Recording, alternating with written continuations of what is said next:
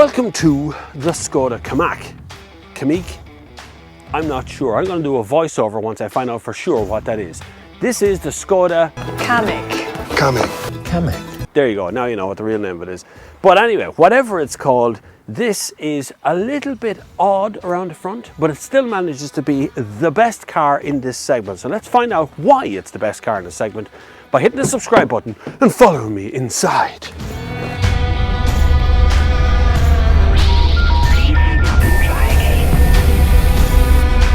And I really do mean the best car in the segment.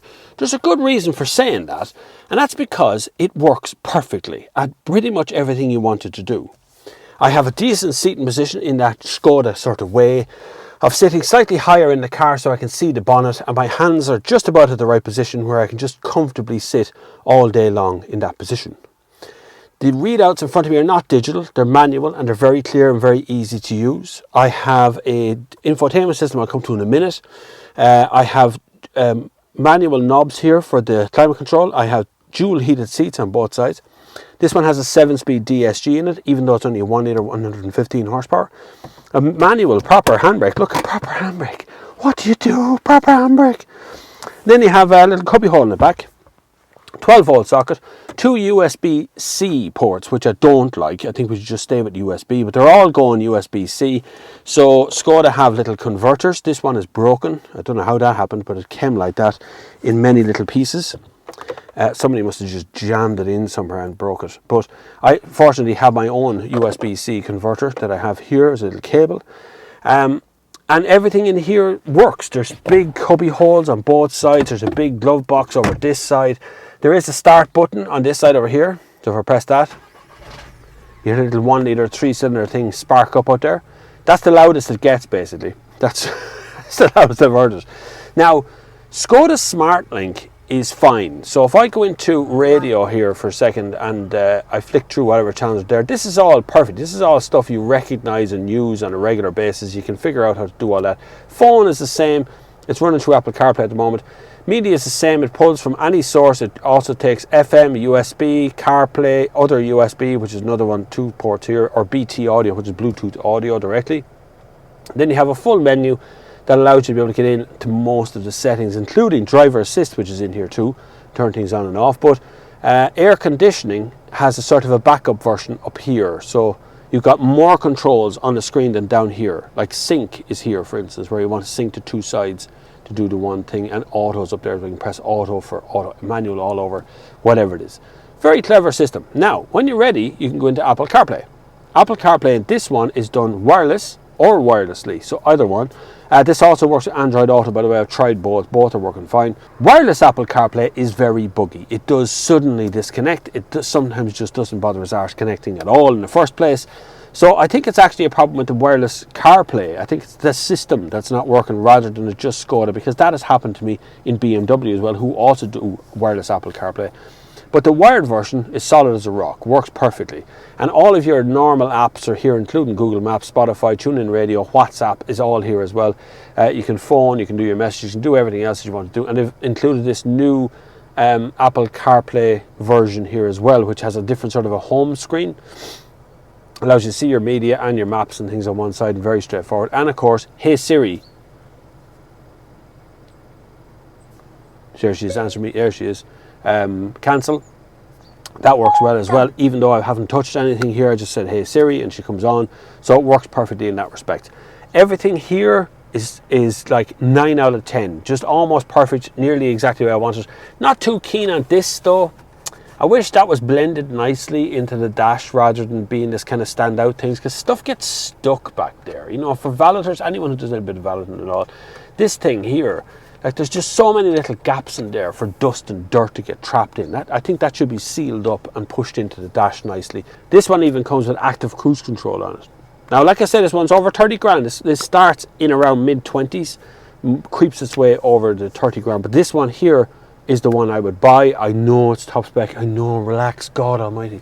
Anyway, let's have a look at the back seat, see if a continuation of the Simply Clever factor. Actually, while I have that door open, in this door pocket here is an umbrella. Why isn't that in every single car on the market? It's been in there for years with Skoda.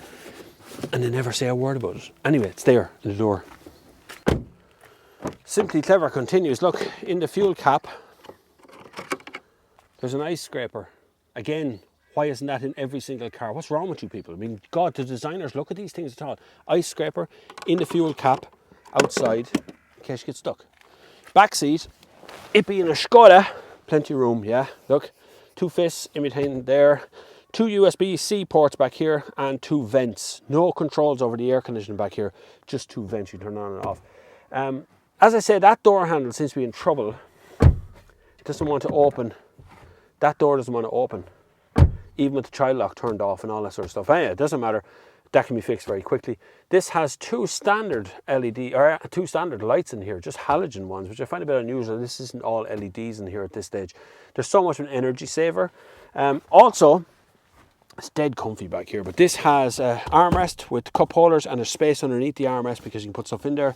No ski loader, but it does drop really easy. 1 click and that drops almost flat. There's a step behind into the boot, but there's unavoidable in a car of its size. I'd be surprised if there wasn't. The seatbelt does get stuck behind there. I know there's a place to put seatbelt, but it does get stuck behind there. And you have this little feature here. You put the seatbelt in there to keep it out of the way. Right, the back seat is brilliant. It's not fancy, but it works. At least you have USB ports. That's good. To the boot. Really does feel like I'm making a horror movie today. Low-lying cloud and a bit of fog around the place and crows going in the background. Anyway, Skoda is now written across the back here and blazing in the back, and Kamiq. Kamiq is something that suits your character and is always with you. Kamiq, however you pronounce that. We do it again in voiceover to Skoda Kamiq. There you go. Electric tailgate on this one. Again, there's a lot of stuff in this car that's very good. There's a deep floor in this one and there's quite a step over that back. I mean, it's a good, like half a hand down there. Not an official measurement, obviously. The shopping bag hooks are 10 out of 10. They're big, solid things you put out and you want on them. This has a removable torch.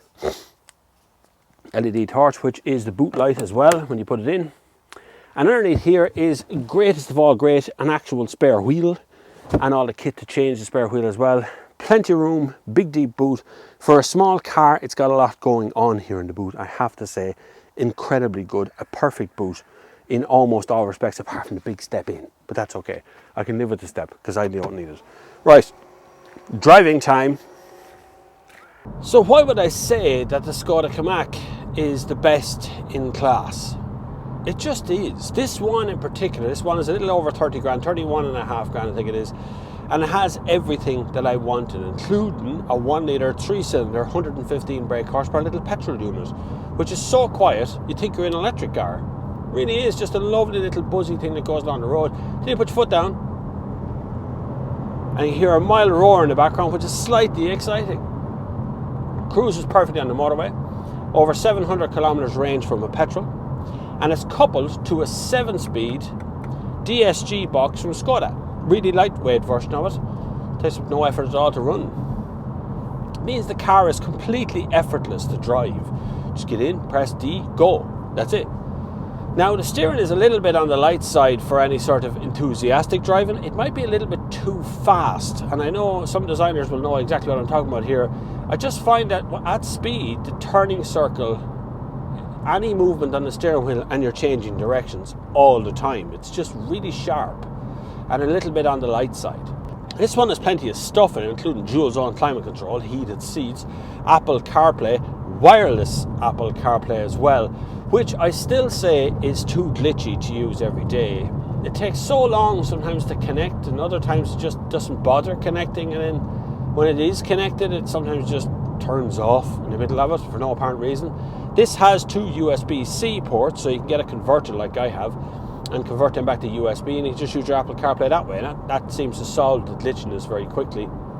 The interface itself is actually very good. Skoda's own interface is also very good, so I wouldn't be worried about if I'm not using CarPlay or Android Auto. Don't worry about it. The interface themselves in Skoda is actually fine.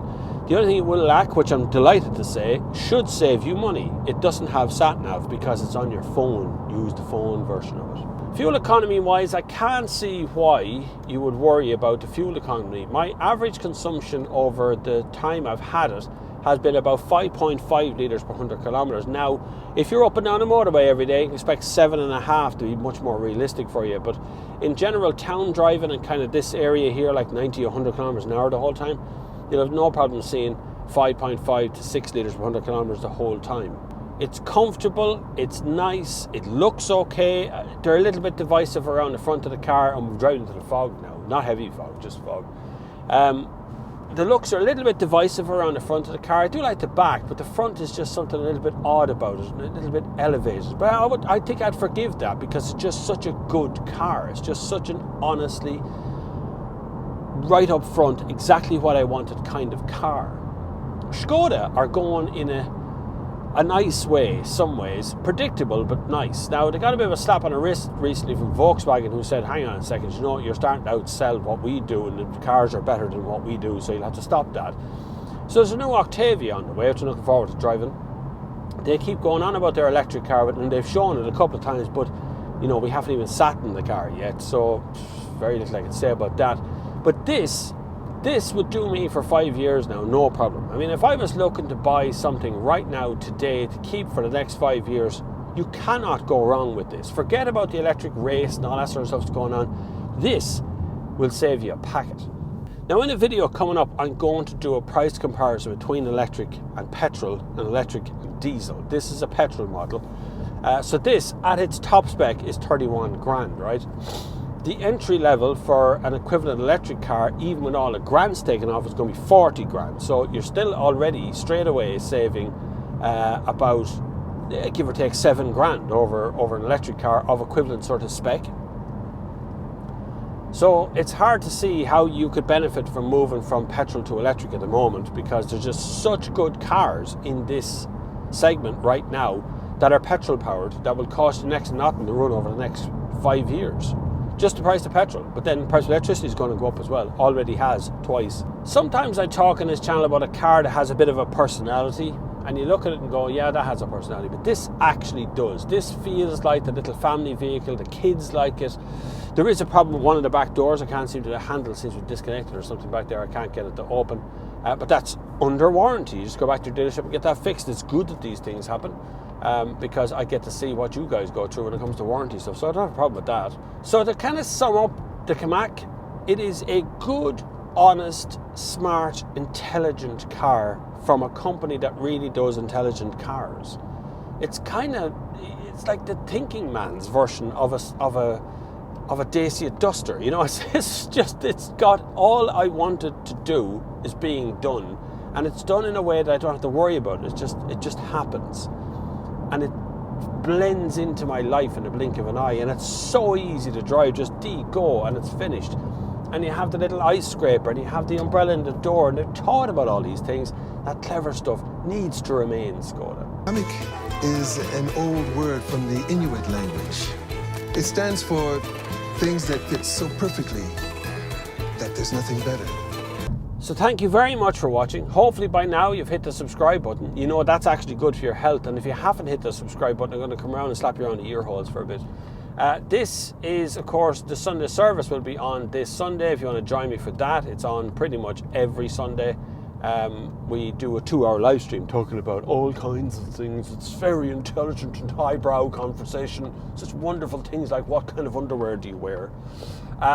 But hopefully you will hit the subscribe and hit the little bell icon beside that as well, because that overrides anything to do with the algorithm. It cheats the algorithm, so to speak. The bell system allows your subscribers to get notifications directly from me rather than from YouTube.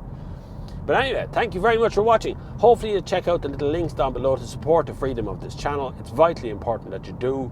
And I will hopefully see you in the next video. But until the next time, I will see you on the far side.